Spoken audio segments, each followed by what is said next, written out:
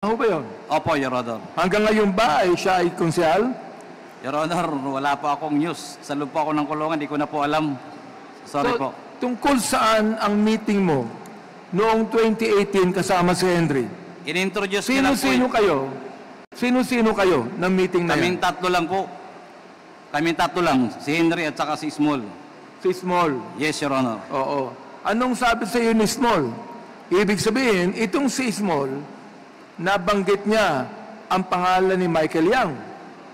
Yes, Your Honor. Nabanggit niya ang pangalan ni Congressman Pulong Duterte. Yes, Your Honor. Nabanggit niya ang pangalan ni Atty. Manscarpio. Yes, Your Honor. Okay.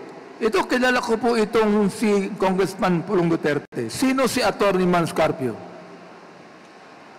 He is the husband of then Mayor Sara Duterte. Siya ang asawa Yes, Your Honor. ng ating Vice President?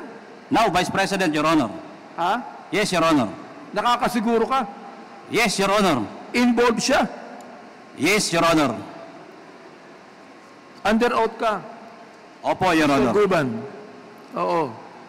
Matindi itong ina-accuse mo sa mga malalaking tao. Naunawaan mo ba ako? Opo, Your Honor.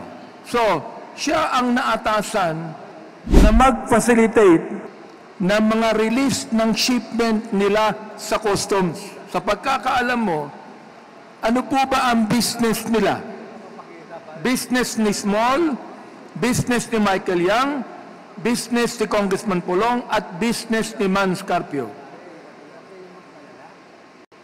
Importation po.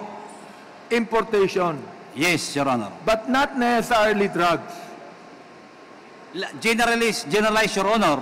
Pero according to our reports, may palaman na drugs. At yung iba ay may drugs. Uulitin ko, nabanggit mo dito na mayroong shipment sila Michael Yang, Pulong Duterte, at Atty. Manscarpio, at trabaho ni Small ang mailabas ito mula sa customs. Kanino nakapangalan ang mga shipments na ito?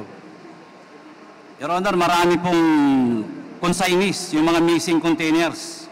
Maraming consignees. Yes, Your Honor, until now, I'm sure. Ibig sabihin, hindi nakapangalan dun sa tatlong yun. Your Honor, sila ang parang impluensya. Hindi naman sila naglalakad kung sila ang nag-impluensya, kung sino ang dapat kausapin, sila magsasabi. So, ibig sabihin, hindi ka nakakasiguro sa testimony ni Small na ang may-ari ng shipment ay yung tatlong nabagit mong pangalan. Sinasabi niya, Your Honor, na kanya yun dahil nagbibigay ng pera eh. Paano ka nakakasiguro na sinasabi niya totoo? Your Honor, nababanggit niya mismo na nagre-remit siya ng pera. Ano yun? Nagre-remit siya ng pera. Nagre-remit siya ng pera kanino?